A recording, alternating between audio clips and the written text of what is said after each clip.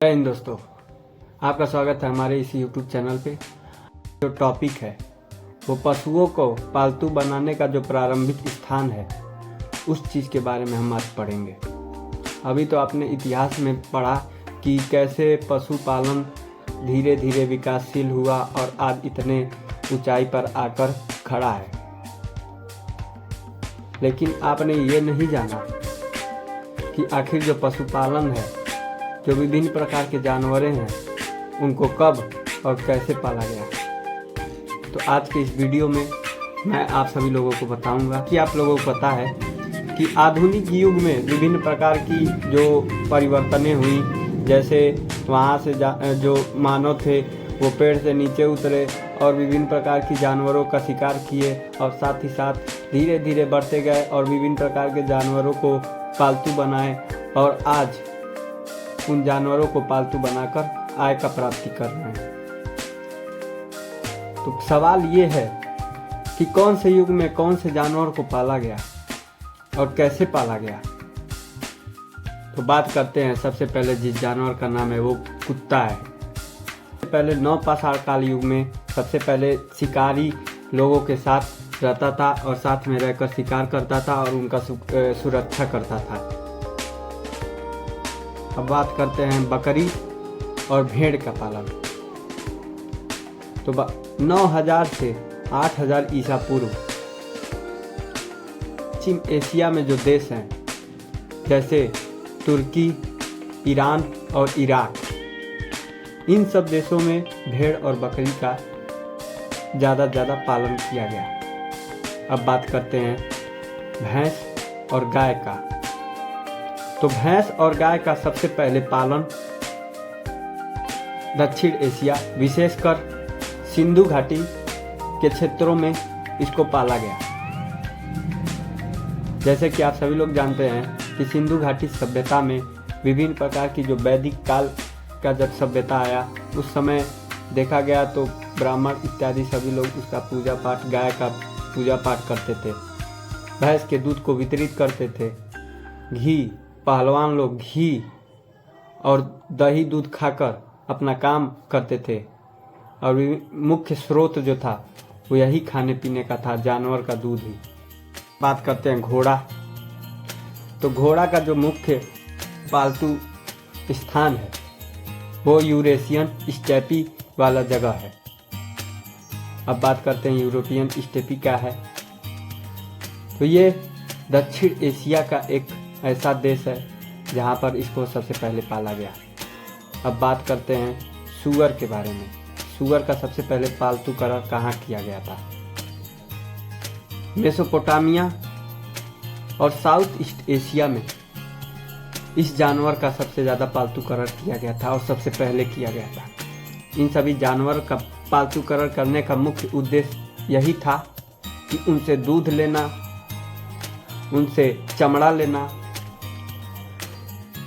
उनसे मांस लेना, उनसे खेती में मदद लेना और आवागमन की प्रक्रिया में सहायता करना इनका मुख्य कार्य था।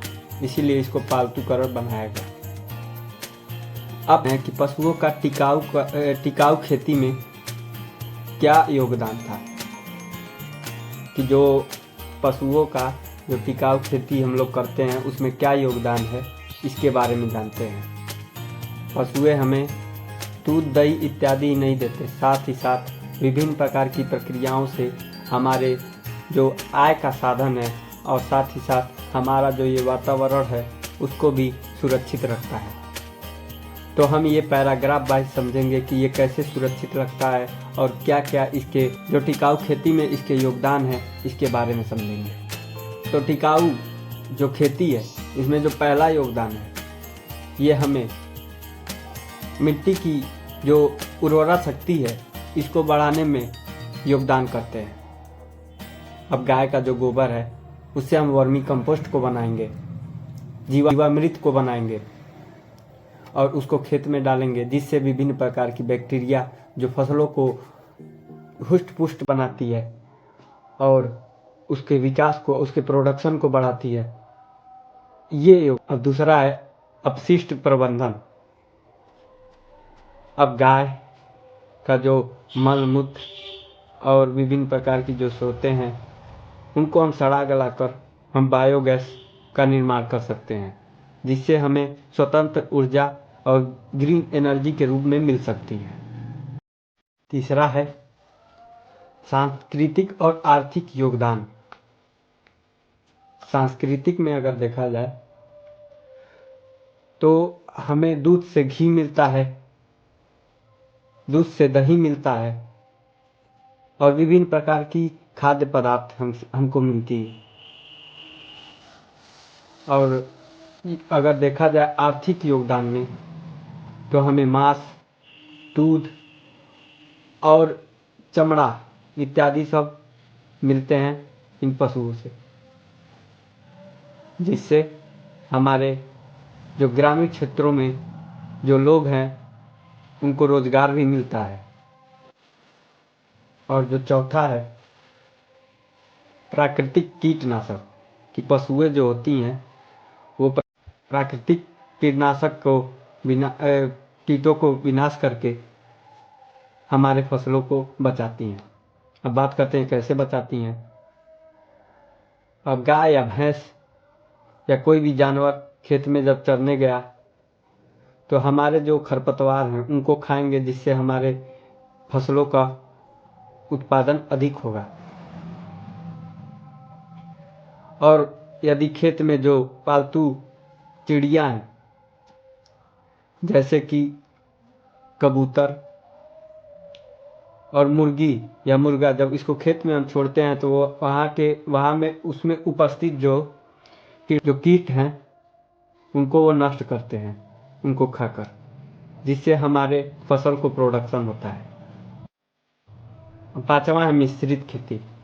अब मिश्रित खेती में कैसे पशुओं का योगदान है, तो बात करें मिश्रित खेती में, जब हम धान की खेती करते हैं तो उसमें हम जो गैप होती है उसमें हम मछली पालन भी कर सकते हैं, उसमें हम बत्तख पालन भी कर सकते हैं। तो ये इसके लाभ, इसके जो योगदान है पशुपालन में, तो ये सब टिकाऊ खेती में पशुओं का योगदान है। अब बात करते हैं पशु व्यवहार के बारे में, कि आखिर जो पशु का जो व्यवहार है वो कैसा है। पशु का जो मानसिक और सामाजिक जो व्यवहार है वो किस प्रकार वो अपने आप को दिखाते हैं। पशु के व्यवहार के बारे में यदि आप जानेंगे तो पशु जो वातावरण के साथ कैसे मिलजुल कर रहते हैं, जैसे कि आप जानते हैं कि जो मानव का व्यवहार है वो पर्यावरण के लिए बहुत ही नकारात्मक है। मानव अपने शरीर के विकास के लिए और अपने सुविधा के लिए पर्यावरण का दोहन करता जा रहा है, पर्यावरण को नष्ट करता जा रहा है। और जो जानवर है, जो पशु हैं, वो पर्यावरण के साथ कैसे घुल मिल कर रहते हैं, इसके बारे में अगर आप पढ़ेंगे तो आपको पशु के व्यवहार के बारे में जानने का जरूरत होगा। तो बात करते हैं पशु के व्यवहार के बारे में जानने का, तो हम इसको पॉइंट वाइज समझेंगे। सामाजिक व्यवहार, जैसे कि आप जानते हैं कि जो चींटियां होती हैं या जो मधुमक्खियां होती हैं वो झुंड में रहती हैं, झुंड में रहकर अपनी प्रक्रियाएं शुरू करती हैं, अपनी कार्य को शुरू करती हैं और अपने जीवन को व्यतीत करती हैं। झुंड, हाथी में जो नर हाथी होता है वो अपने झुंड को नेतृत्व करता है, मतलब उसको कंट्रोल करता है कि किस दिशा में चलना है, क्या करना है, किस वातावरण में किस जगह पर खतरा है, इस चीज का नेतृत्व करता है। तो ये हुआ, तो इस चीज को हम व्यवहार समझ सकते हैं। पशु जब झुंड में रहते हैं तो अपने जो साथी होते हैं उनको बचाते हैं और अपने क्रियाकलाप को करते हैं। अब जो दूसरा पॉइंट, संवाद व्यवहार। संवाद व्यवहार में जो पशुएं होती हैं, जो जानवर होते हैं, जो जीव जंतु होते हैं, वो आसपास में एक दूसरे से संवाद करते हैं। जैसे कि आप देखते हैं कि चिड़िया एक दूसरे से चहचहा कर एक दूसरे से बात करती हैं, कुत्ते एक दूसरे को भौंकते हैं तो एक दूसरे का संवाद करते हैं। जो फायर पॉइंट इंसेक्ट है जुगनू, वो अपने बॉडी को चमकाकर संवाद करती है। तो ये जो बिहेवियर हो गया, ये कम्युनिकेशन बिहेवियर हो गया, संचार बिहेवियर हो गया। इस बिहेवियर में ये क्या करते हैं कि अपनी जो बातें हैं वो अपने मुख के प्रक्रिया के द्वारा, अपने शरीर के प्रक्रिया के द्वारा दूसरे को बताते हैं। जैसे हम बोलकर हम आपको बता रहे हैं, वैसे वो अपने साथियों को बताती हैं। अब जो तीसरा पॉइंट है, प्रजनन व्यवहार।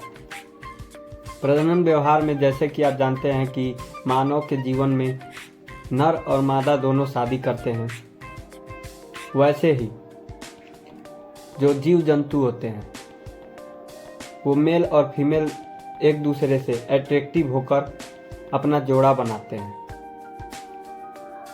और जोड़ा बनाकर प्रजनन का प्रक्रिया करते हैं। और साथ ही साथ अगर पंछियों में देखा जाए तो पंछियों में नर है, वो मादा पक्षी के सामने जाकर नाचती है और अपने तरफ अट्रैक्टिव करती है, जिससे वह सम्मोहित होकर प्रजनन के लिए संतुलित हो जाती है। तो ये जो रणनीति है ये प्रजनन व्यवहार में आता है। अब बात करते हैं जो चौथा पॉइंट है, रक्षात्मक व्यवहार। जो जीव जंतु होते हैं अपने झुंड को शिकारियों से बचाने के लिए विभिन्न झुंडों में नियमों का पालन करते हैं। जैसे कि आप जानते हैं अभी ट्रेंडिंग में बहराइच में जो चल रहा है भेड़िया का ग्रुप। भेड़िया जो होते हैं वो ग्रुप में चलते हैं।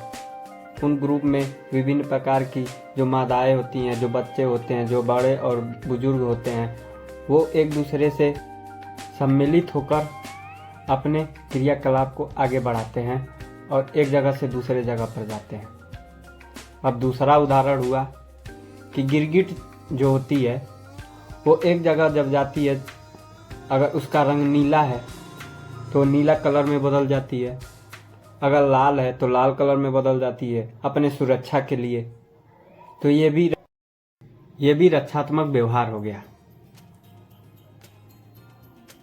अब जो पांचवा, भोजन व्यवहार। जो जीव जंतु होते हैं वो भोजन को प्राप्त करने के लिए विभिन्न प्रकार की रणनीतियों का प्रयोग करते हैं। जैसे आप उदाहरण के तौर पे देख सकते हैं कि जो शेर है वो शिकार करने के लिए धीरे धीरे अपने शिकार के पास पहुंचता है और उसका शिकार करता है। भालू जो है मछलियों का शिकार करने के लिए बहुत चौकन्ना रहता है और समय आने के बाद उसका शिकार कर लेता है। अब बात करें तो अपना खुद का ही देख लीजिए। इतिहास में आपको हमने बताया है कि जो नवपाषाण युग था उस समय जो मानव थे, जो आदि मानव थे, वो शिकार करते थे। तो उस समय जो रूप था मानव का वो भी जानवर का ही था। जैसे जैसे दिमाग खुला और इंसान आज इतना आगे बढ़ गया है। और छठवां जो पॉइंट है, प्रवासी व्यवहार।